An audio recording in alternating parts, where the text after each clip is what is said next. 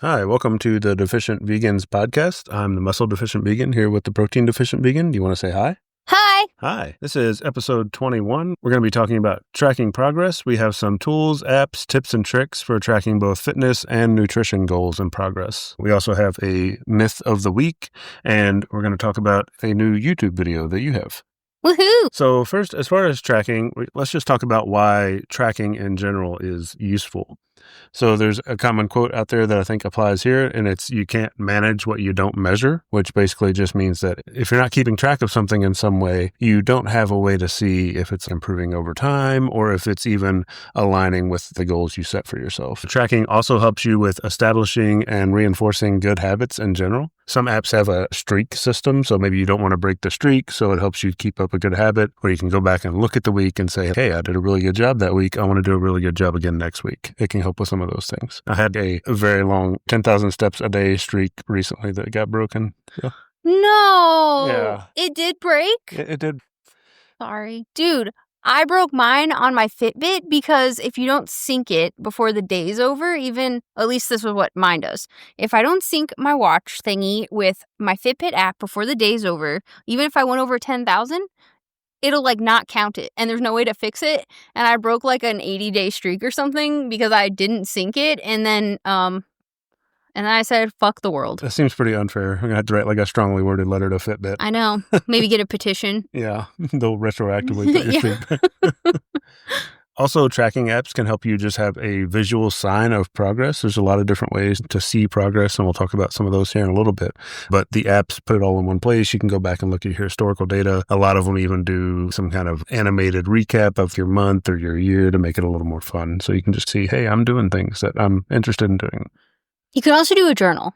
Yeah. I like journals. I like writing stuff with pretty pens. I don't know. Yeah, definitely an option. You don't have to use an app, but just a little more convenient. But yeah, pen and paper, definitely a way to do it. The way people have been doing it for a long time. Mm-hmm. So, yeah. And then also with tracking, even if you're not really getting super detailed into it, you can at least use tracking to make sure you're hitting your minimum targets. If you have very specific, I want to exercise 3 times a week.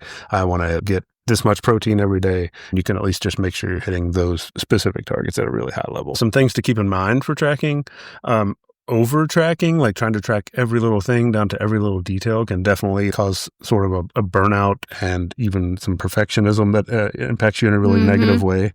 And then you might be tempted to say, okay, I don't want to track anything. And as a matter of fact, I'm not even really interested in this fitness thing for a month. I'm just burnt out on thinking about any of this. So yeah. You got to be careful with that. But you want to make sure you find a level of tracking that works for you. A lot of these things, you can get super detailed into some really nerd stats, and some people do like to see that, and that's maintainable and fine. Other people, that's way too much information, and it just has things they don't even care about that don't impact their lives. So they just want the really high-level points, like I did some kind of workout 3 days this week. That's all I really want to know. Yeah. So you just find whatever works for you. Seems like if you're a beginner, you should probably start small, so you don't get overwhelmed. Yeah, I agree. As a general rule, everything, you start small, right? Mm-hmm. So we'll get right into it here. For fitness tracking specifically, we'll talk about a couple of apps you can use. Again, like you were just saying, though, you don't really have to use an app. A lot of people like to track their workouts on pen and paper, perfectly fine. Yeah, and it gives you a reason to buy glitter gel pens. That's true. I used to track mine in little notebooks I still have around here somewhere. I didn't use glitter gel pens, but it was nice to just have it written down.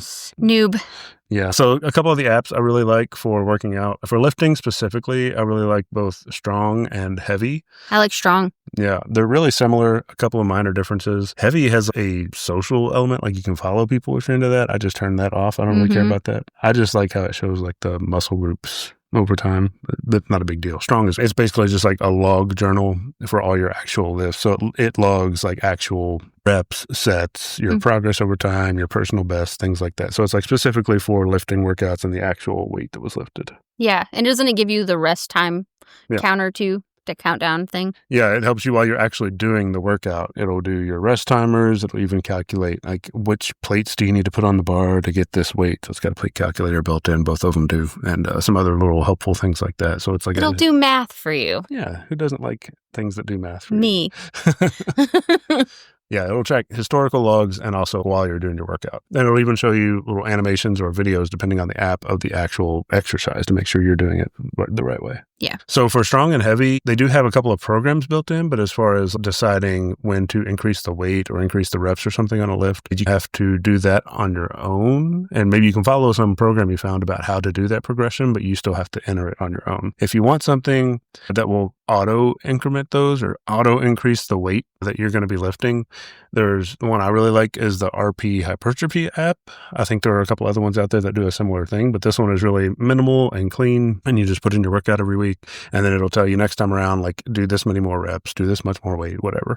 And it basically is just coaching that progression for you automatically. You don't even have to think about it. So that's nice, but it's also quite a bit more expensive than something like Heavy or Strong. There are also apps for things that aren't lifting, like Strava is one that's popular for cycling. Runkeeper is popular for running, and I'm not a big runner, but I'm sure there are a lot of other run-specific apps, but that's one really popular one that I know of.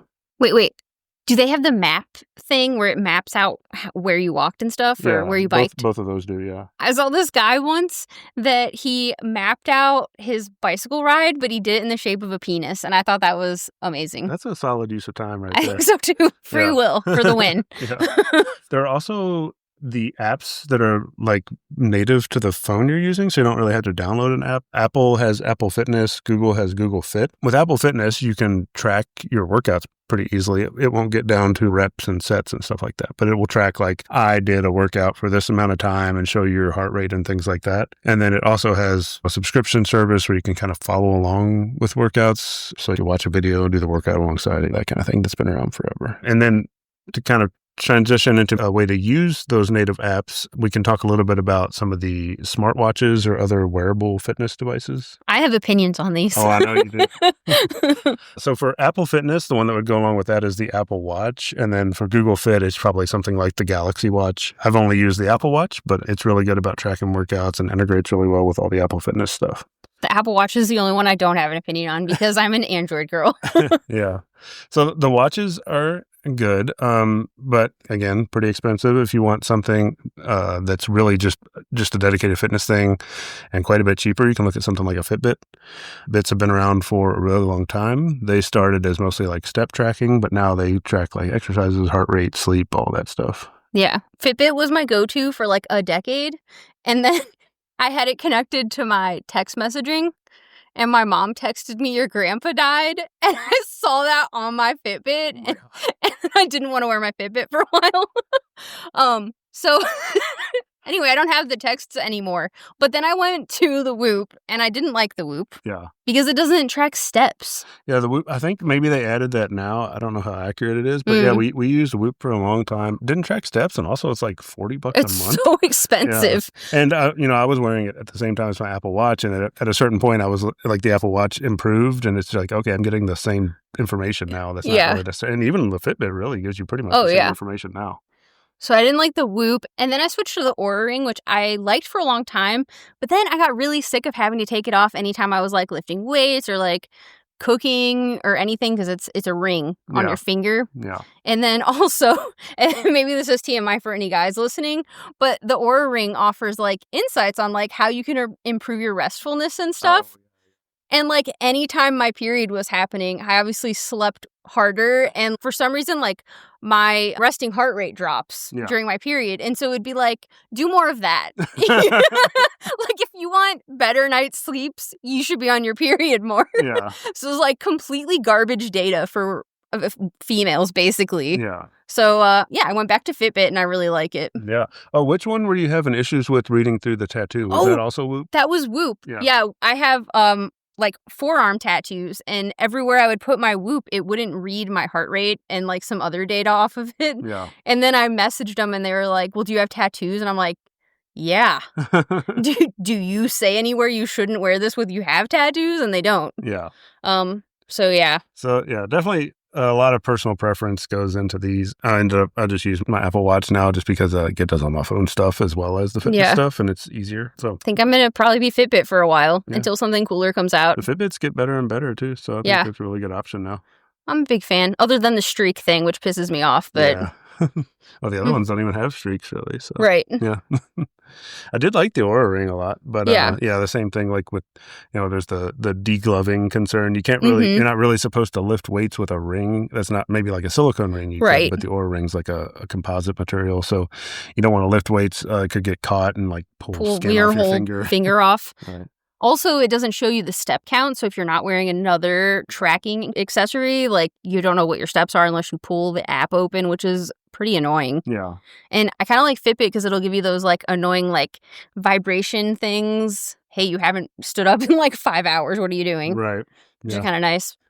Yeah, so a lot of options for smart devices there, way across the price spectrum. You could probably find something you like if you want to wear anything like that at all. Yeah, I think that's the other good thing about Fitbit is you can get like a lot of different options across several price points, you know? Yeah. I remember the very first time I got a Fitbit, it was like it almost looked like an old Tamagotchi, and you just like hooked it on your belt. That's what we used at work when we first started. They had like a step challenge thing, and they gave those out. That's another option, though, too. You could get one of those, like, pedometers. Yeah, just a simple pedometer. Yeah, they're like $10. Yeah, it doesn't connect to anything, but you can go input it. Yeah, for sure. A lot of options out there. Some tips and tricks for some of this fitness tracking. If you're tracking lifting, make sure that your range of motion is the same every time you do the exercise. Because if you're doing a half rep one week and you do full reps another week, you're using the same weight, you're actually challenging yourself differently. So if you go to try to add weight, you might not be able to do it anymore the way you thought you could because you weren't really doing the same thing. Yeah. So there are a lot of references on your body you can do. Like when you do curls, make sure the weight like touches your shoulder or something like that. It depends on the lift. They're very specific, but usually there's some kind of frame of reference you can do in how you do an exercise to say, okay, when I hit this point, that's like a full rep. And just make sure you do that every time. Yeah. I think that applies to like tempo too. You want to make sure you have the same tempo week to week. So if you're doing it really fast, you can do a lot more reps if you do it really fast. Yeah. Doing big swinging cheat reps. Yeah. And then also the exercise order matters. This isn't something you'll really change week to week, but you should just know that if you were doing maybe squats first in your exercise for a whole like 6 to 12 week block or something, and then the next time around you go and put squats at the end of your workout, you're not going to be able to do the same weight, right? It won't be like hugely different, but I mean, you definitely won't be able to do the same weight and reps that you were doing at the beginning at the end. Tangentially related, in high school, I was on the softball team and we always did conditioning. And so we would do like strength training first. And then at the end, we'd run sprints. So we had done a shit ton of squats that day and leg exercises. And then we had to do a shit ton of sprints across the basketball court. And this one girl was going so hard. She was like, I'm going to be the fastest, but her legs gave out and she face planted into the floor. Oh, no. It was awful. And that's why I would recommend just running in general. Don't do it, Yeah, definitely a cautionary tale. And she had a nice face, you don't want to bust a nice face. Yeah. So I'd recommend just try a few apps and devices, see what works best for you, see which one feels like the most intuitive to you. So even if something is like maybe in some ways a better app, if you go to use it and it like feels very confusing, it doesn't make sense for how your brain works, it's not going to be very helpful for you. So there are a lot of options and you'll find one probably that clicks with you a lot better than others. And then if you're tracking things consistently, I would try to do like maybe a monthly review and just make sure the activity you actually performed aligns with your goals. So just, once a month at the end of the month, and some apps, like I said, will do this automatically, but just kind of look back and say, okay, well, this was like the days I did the activity for the month, or this was the activities I did inside the workouts, and just say, okay, that's like pretty much what I aimed for. Or you could say like, oh, I fell way short of what I was going for this month. I want to try to focus on it a little more. So next we can move into nutrition tracking. The kinds of things you might want to track here are calories for a weight goal. Yeah. Calories are the most important thing if you're trying to manipulate your weight in some way.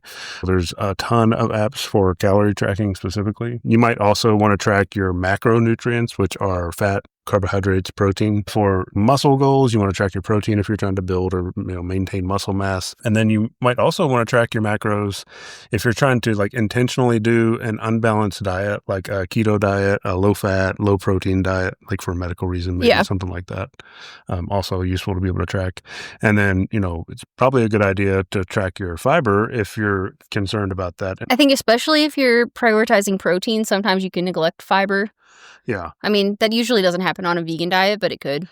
Yeah, I've been seeing a lot of discussions online recently about like, why are you focused on protein when you can focus on fiber? And my take is kind of like, why can't we do both? But Right. I mean, there are definitely, choices to be made along the way. Yeah, there's a lot of new studies coming out that say, bad stuff can happen if you're not eating your fiber. Yeah, and the more fiber you eat, the healthier you are and the longer you live over time. So yeah, good to at least make sure you're in a healthy range. Also, for tracking, this is especially pertinent to vegans, you can use some of these apps to track your micronutrients, which are basically vitamins and minerals.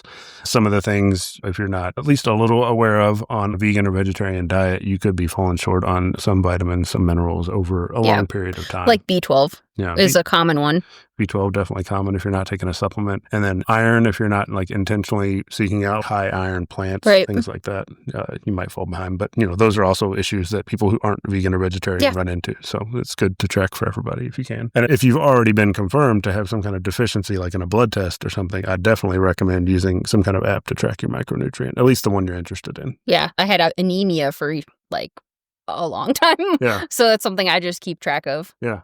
I actually had a B12 deficiency in a blood test like 10 years ago, way before I was vegan. Yeah. So it's something I paid attention to and took a daily supplement for a long time now. I've had vitamin D deficiencies too, especially because with kind of chilly and you don't go outside that much in the winter. Yeah. So it's kind of easy to get one of those. Yeah, so just things to keep an eye on. Some of the apps you can actually use. The one, if you're interested in tracking micronutrients from a vegan perspective, is Chronometer.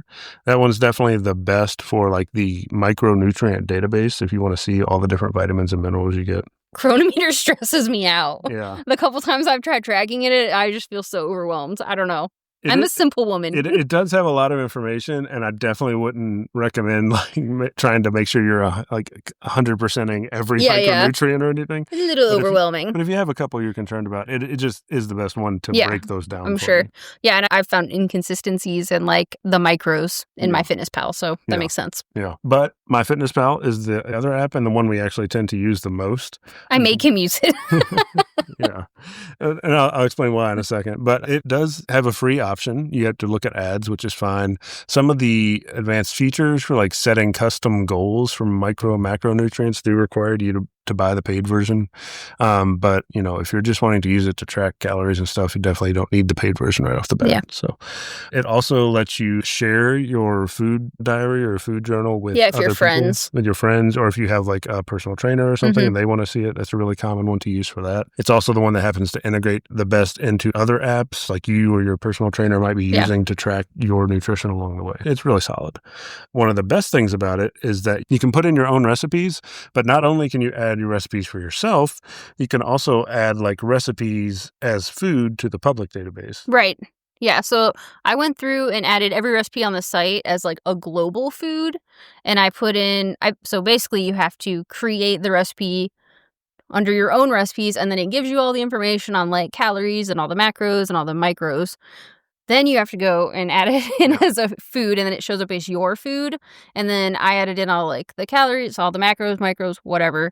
And then it says share with others. And so then when you click that, then it's on the global database, and then anyone can add it to their journal, which is kind of nice. Yeah. So the end result of that is if somebody goes to make your chocolate chip TVP muffins or something, they just go to their MyFitnessPal and they type in, PDV chocolate chip TVP muffins, and they can just put in one serving right there. And they don't have to add anything if they're using your recipes, because that stuff's already in the global MyFitnessPal database. Yeah.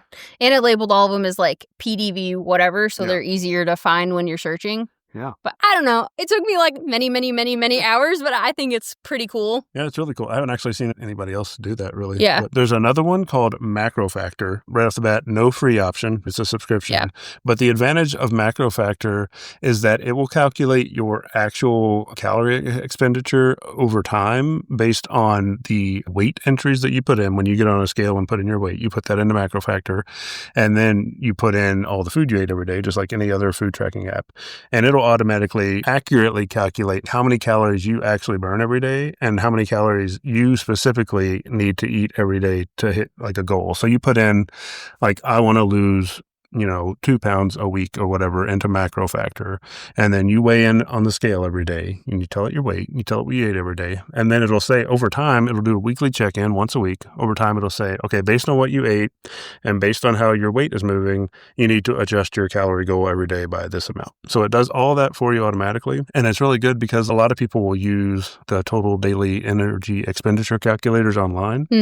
And they're great and they give you a good starting estimate, but they're not like obviously going to be the right number for everybody. Right. And people don't go back and like adjust it. So it causes people to think they're in a deficit because they're using the number that the calculator gave them, but it's not really a deficit for them. So using an app like MacroFactor could just like eliminate that guesswork. Right. I mean, there's all kinds of factors where you would think that number would be right, but like you're either over or under it. Right. For sure. Yeah. But it's also, it's a lot of data that gets presented to you too. So it can be a little overwhelming.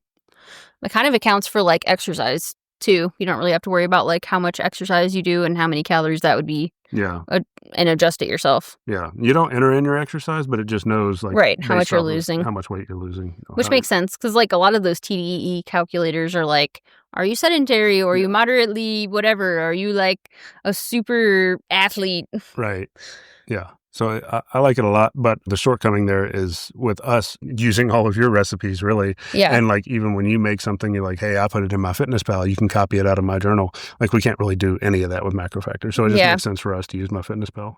I've looked at both of the other apps, and there's really no way to add it to a global food database, especially with Chronometer, because I think Chronometer enters all their stuff themselves. Yeah, it's like verified on their end. Yeah, there isn't like user entered data. So yeah. So anyway, there are definitely some options out there. And there are others. I think Lose It is another popular one. I tried it very briefly once upon a time. But like the three I mentioned here, really just MyFitnessPal and MacroFactor are the ones I've stuck to the most over the years. I used Chronometer for a couple months when I first went vegan just to make sure I was in the right general vicinity of good nutrition. But I didn't really need to use it after that. Oh, I think the Lose It one is kind of cool. Isn't that the one that's like, you lost the weight of a cantaloupe? Yeah, I think so. I like that. That's fun. Yeah, I know a lot of people like that one. You lost a guitar. Yeah. Just like random inanimate objects that, weigh the same amount as you lost. It's fun. Some tips and tricks for tracking nutrition things. When you are tracking your calories specifically, don't forget to track like drinks that have calories as well as like sauces and condiments. A lot of people forget that stuff. But if you're going to be tracking calories, you should be tracking everything you put in your mouth that contains calories. Mayo will bite you in the ass. Mayo, things like peanut butter. Oil's a Oil's huge bad, one. yeah. You can't just go squirt oil on it, and you have to actually know how much oil you use. So that's why I use those little spray if I'm going to use any oil. Because it says 0 calories on the can. So exactly. You can do 100 sprays. Yeah, you spray the whole can in there, 0 calories. That's not true, by the way. No. I do like 2 or 3 sprays. I don't even think it's like not even probably a teaspoon. Yeah. Also, for recipes that you make often, all the apps I mentioned do let you just add your own custom recipes. Yeah. Kind of like we mentioned there. You'll basically just go put in each ingredient and then you'll save it as a recipe. So I make a protein oatmeal a lot of mornings and I make it the same way every time. So I just have There's a reason that's not on our site. No, I like it. Anyway, I've got a custom recipe in there, so I can just say like, okay, when I ate this morning, I ate my protes is what it's in there is. So it makes it a lot easier. And the more consistent like the things you eat are, like if you eat the same thing for breakfast every morning, like it makes the tracking way faster because it's going to be in like your recent entries. So it's usually just like 1 or 2 taps, and you'll know it's like the same thing every time. Sometimes I like making like a big batch of tofu scramble. Yeah. I weigh the final product, and then like I will enter it in as like how many grams or whatever it is. Yeah. And then I just weigh out what a serving size is. Yeah. And that's kind of nice. Yeah. That's nice. It gets like an exact amount.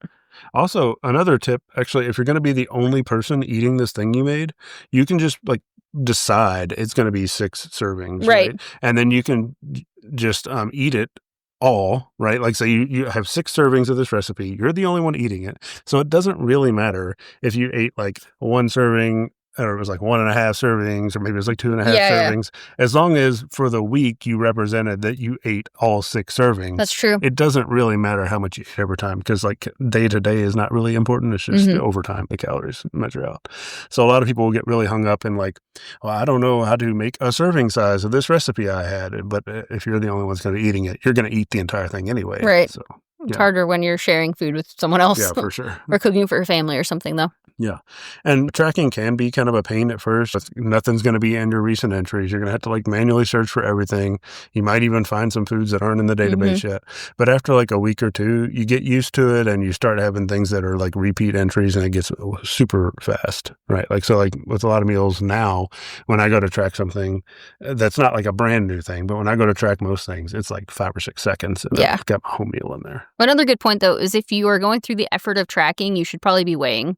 Yeah, I agree. It's probably like the best tool you can get for the kitchen, really, as a scale. I agree. Get a kitchen scale. You can put everything on there, right? Like put it in a bowl, dump it in, whatever. But like peanut butter specifically. Like it says 2 tablespoons, but I don't know about that. Yeah, anything that's like tablespoons or cups, I don't trust really. So it's just way easier to weigh those things out. I agree. Oh my God. Vital Wheat Gluten, it'll say like a quarter of a cup weighs this much. No, it doesn't. Yeah.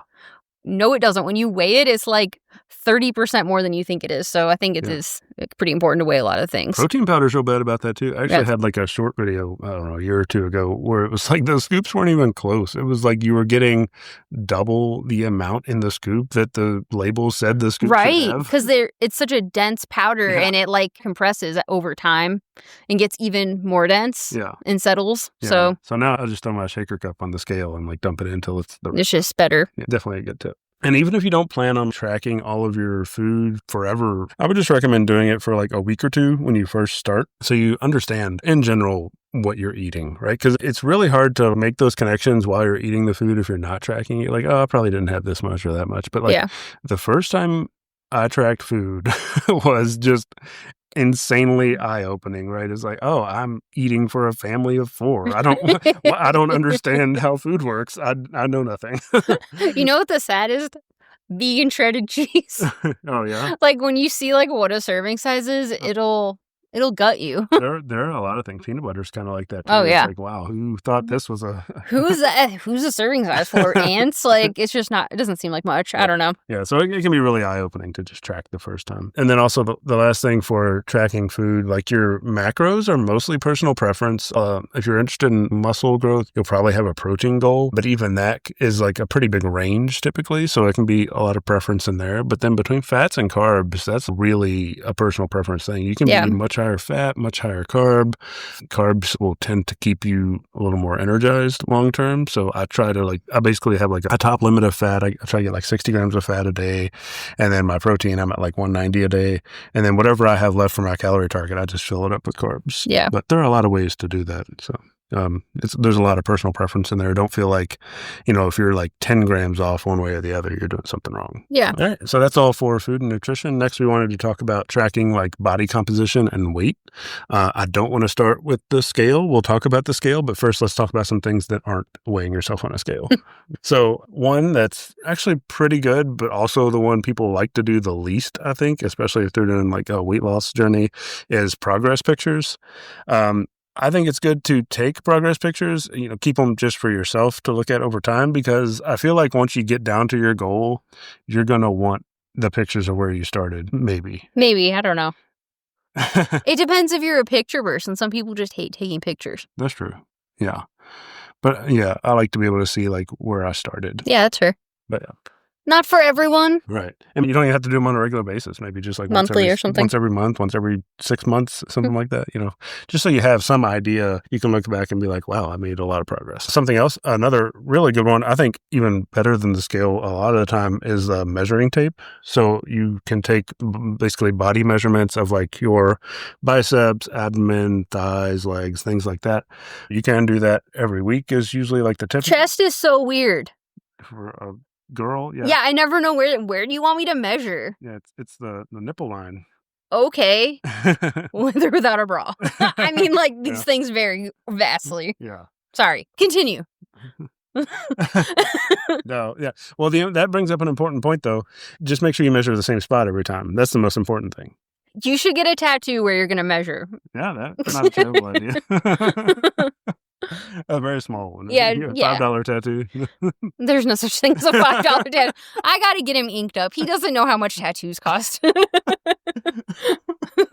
So if you're using a measuring tape over time, you can just like write this down on pencil and paper like you were talking about. Some of the fitness tracking apps like Strong or Hevy actually both let you put in body measurements. Or you could do something where you get a digital measuring tape. They're like $10. And then the app has like all the body measures. So it'll track it over time too and chart it out and stuff for you. So that's pretty good. But yeah, I mean, like that will help you see progress. Even if the scale weight isn't changing, like there can definitely be scenarios where maybe like your calories you're eating keep you at about the same body weight, but you're gaining a little bit of muscle, you're losing a little bit of fat, and your body composition is actually changing quite a bit. And the only way you're really going to be able to tell that is maybe with progress pictures, but most likely with the measuring tape, because your measurements will still come down if you're losing fat and gaining a little bit of muscle at the same body weight. Don't they have this like suit thing that measures everything? Yeah, the Zoot suit. I don't know. Or I don't remember what it's called. Something like that. Yeah, you put on this big suit. It looks like a motion capture thing from a movie. Yeah. And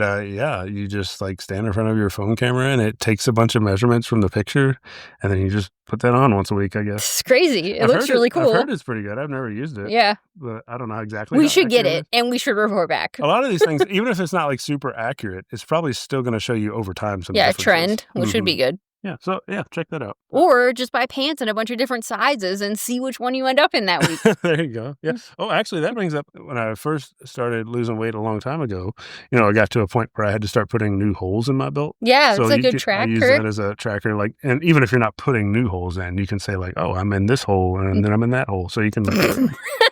That's what he said.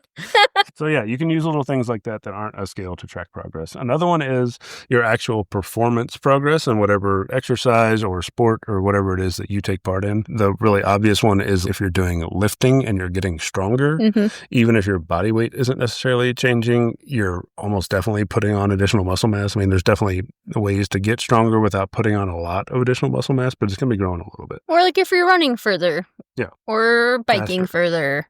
Yeah. I don't know how they track those things. I'm sure they have ways. Right. But yeah, if your performance is improving over time. Yeah. Your body composition is almost definitely changing for the better, at least to a small degree. Or even if that's not something you're worried about and you just want to be like more physically healthy and fit, Sure. If the important thing to you is just I ride my bike longer, no matter what my body looks like. That's a perfectly reasonable goal too. So another way to track it. The other one that you'll see a lot about, but it's actually super hard to measure is like body fat percentage. There are a couple of different ways to do it. There's like the body fat calipers. There's like an N-body scanner, which is kind of like a really fancy scale. You might see in some doctor's offices or like spas or something. And then there's a DEXA scan, which is actually pretty accurate for most people, but it's a whole medical thing and it's kind of expensive and kind of hard to find. So body fat percentage in general, really hard to measure for most people. The calipers are like not accurate at all for the most part. Yeah. But it's another one where like if you did it 6 months apart, and you saw a pretty big difference in the numbers, your body composition is probably changing. It's like enough that you can see it's less, but there are a lot of people where it's like they come online, they're like, look, I'm 4% body fat. And it's like, no, you're not. I'm sorry. Like you look fine, you look great, but you're not 4%. Like the number's not right. Yeah. But you'll be able to see over time like your body But fat you are 70% water. I just think that's a fun fact. I don't know. That is a fun fact. Just like the earth. So now, to talk about scales, a lot of people have a special relationship with a scale for whatever reason. A lot of people don't like weighing. It can be triggering for a lot of us women that grew up in the early 2000s with eating disorders and whatnot, Yeah. So there are a couple ways you can approach it. I try to weigh in every day, and I just look at my averages over time, but I'm aware that there are daily fluctuations, and for me, it can fluctuate 4 to 5 pounds on a given day, depending on what I ate and things like that. So. If you get to the point where you're like, I need to poop twice and pee 3 times before I can drink water so that I can weigh myself, you might have gone too far. Yeah, I might just like ignore the scale for a little while if you're in that situation. But no matter how you choose to do it, I would definitely like almost completely ignore day-to-day fluctuations.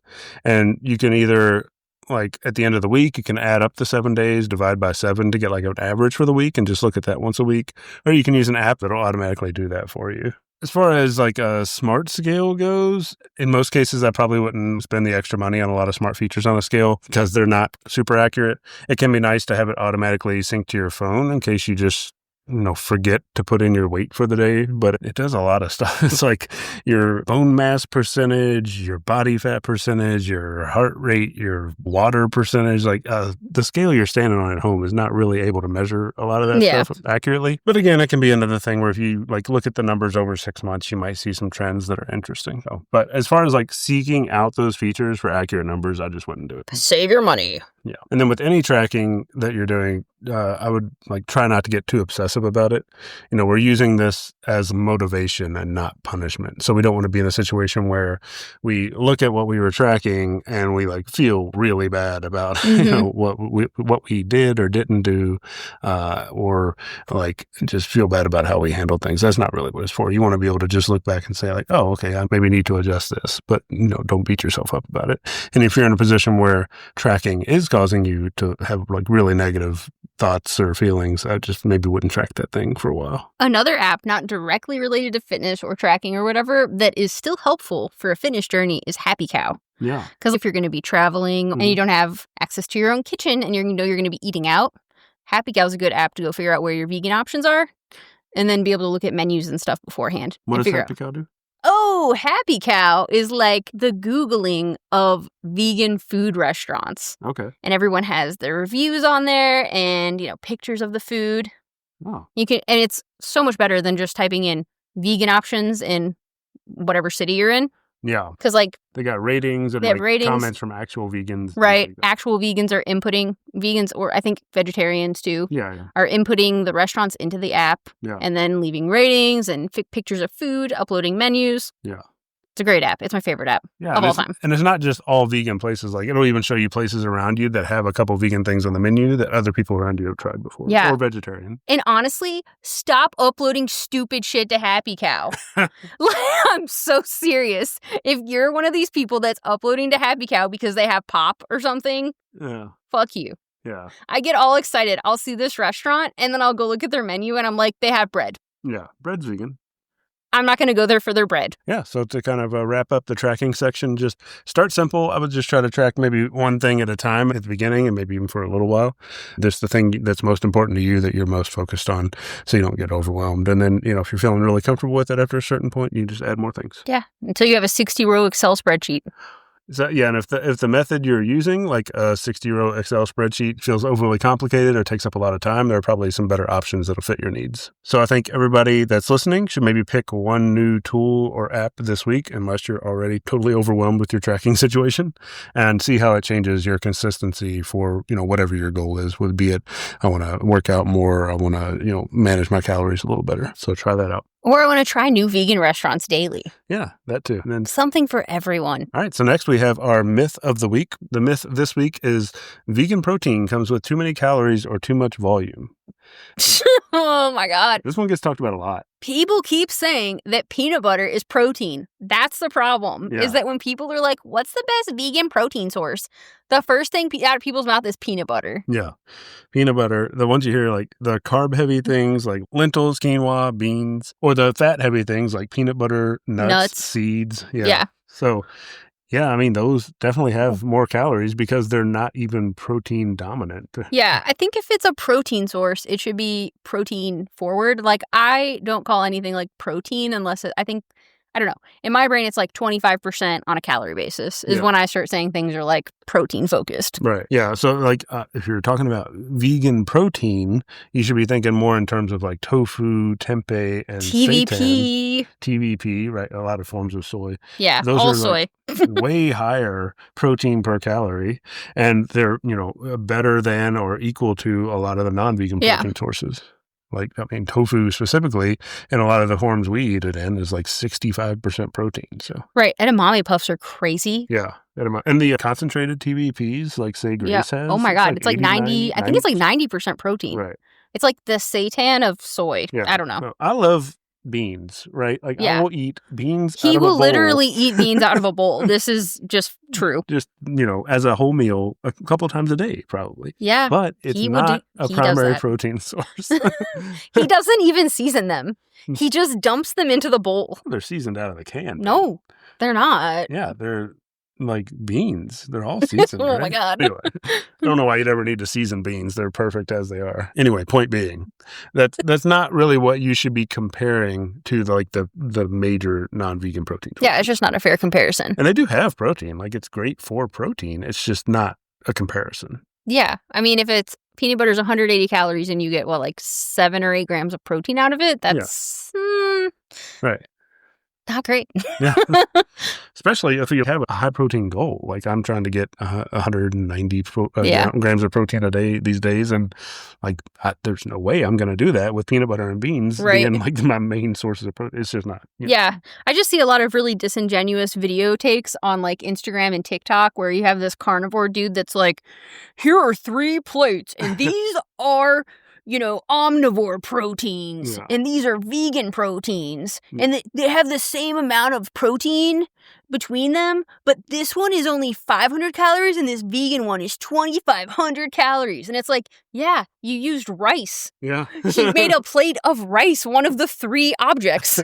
Well, also not only the protein per calorie, but there's like the volume comparisons, because something like broccoli is actually pretty high protein per calorie, but they're like, you have to eat a wheelbarrow of broccoli to get your protein for the day. It's like, yeah, you would. And nobody's doing that. Like, I wasn't suggesting that you do that. Yeah. Oh my God. I got ripped a new one when I said spinach was high protein on a calorie basis. This guy was like, yeah, I'm going to eat 15 pounds of spinach. It's like, yeah, that's what I was saying, dumbass. Yeah.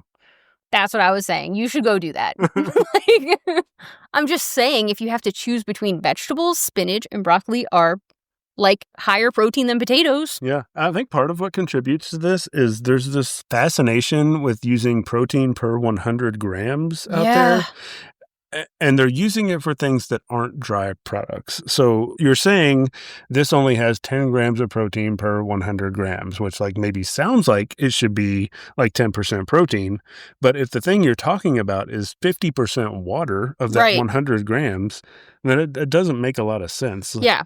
The per 100 grams, it's not a great thing to compare foods of what they actually bring to the table if they're not dry, like you said. Right. If you're talking about TVP or vital wheat gluten, okay, these are completely bone dry products. We can compare apples to apples. But when you're talking about silken tofu versus TVP, well, obviously. Right. And it's, the thing that is going to limit you from eating more food for most people who are tracking are the calories. That's the thing that says, okay, I need to get my protein in this many calories because that is what limits how much food I'm eating for the day. Yeah. It's not like I can only eat 1,500 grams of food today. I don't think anybody thinks about it that way. So I'm not sure it really matters how many grams of protein are in 100 grams of the food, unless you're just running into a situation where you're having a volume eating problem. Yeah. Where you're I can't fit any more food in my stomach. In which case you're probably having a lot of water heavy foods. Right. Anyway, I would recommend thinking about protein as a protein per calorie thing. Yeah, percentage. And not a protein per 100 gram thing for almost all tracking. I agree. Yeah. And if you're using something like MyFitnessPal, that's what you're picking your macro goals based on is percentage of my overall calories. Yeah. It's I want 25% of my overall calories to come from protein. So then why wouldn't I look at food on a percentage per calorie basis? Yeah. The weight is for measuring out servings. The weight is not for deciding how high protein it is. Yeah. We've had a lot of discussions about that, so I feel a lot of feelings about it. I get yelled at a lot about this, and I'm tired of it. I'm tired of it because I'm right. Okay. You can cut that out if you want, but I am. All right. And the last thing we had to talk about is you published on the Protein Deficient Vegan YouTube channel your first long-form YouTube video. Yes. So where you actually go through the whole recipe and talk about what you're doing and the ingredients and show. I think the most useful thing when I watch a video like that, especially yours, is to see, when I do the dough this way or whatever thing I'm working on, this is how this should look at this point. Because I haven't done a lot of baking recipes specifically, but a lot of other recipes too. But I'll get to a point where I'm is this the right squishiness? Is it too wet? I have no idea what this is supposed to be. So having a video like that to go through and look at really helps a lot. Yeah. And I've been trying to talk through ingredients too, because I use I use ingredients for weird stuff. I like TVP in baking. Yeah, we have a couple ingredients now that we've ordered. It comes with a little scientist on the packet, like doing some kind of experiment. Yeah. I don't know what's happening anymore, but it all tastes great. Yeah.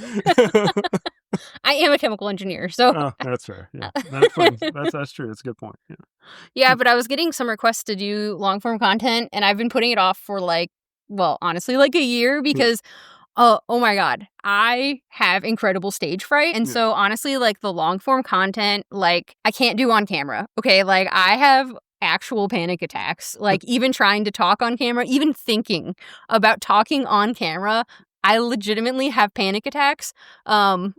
So we're doing hands and pans. Yeah. That's my thing. I'm doing long form content, voicing over the process, but like that's the only way I can do it and keep my mental health. So I think that's what people are there for anyway. They want to see the food and hear the funny overture. So. Yeah. So if you're like really sad that my face isn't there, I'm sorry. Probably never going to be. I'm glad. My face will be there and I'll be sobbing. So I don't think anyone wants that. It'll make us all really uncomfortable. So I'm a hands and pans girl. Not a great video. Yeah. All right. Well, I think that's all we had to talk about this week. And we'll be back next Monday morning as well. If you have any comments or recipe requests or topic requests. Yeah. If you have anything, there's the link in the show notes. It says send us a text. You can send it there. You can find us on social media. Also links in the show notes. Go there. Also have a link to your new long form YouTube video. Please watch it. It only has 30 views. Oh, it just came out. So people can go and see that. So lots of ways to reach out to us. Please let us know if you have any thoughts or questions or you want to hear about anything specific on the podcast. You want to say bye? Bye. Bye, everybody.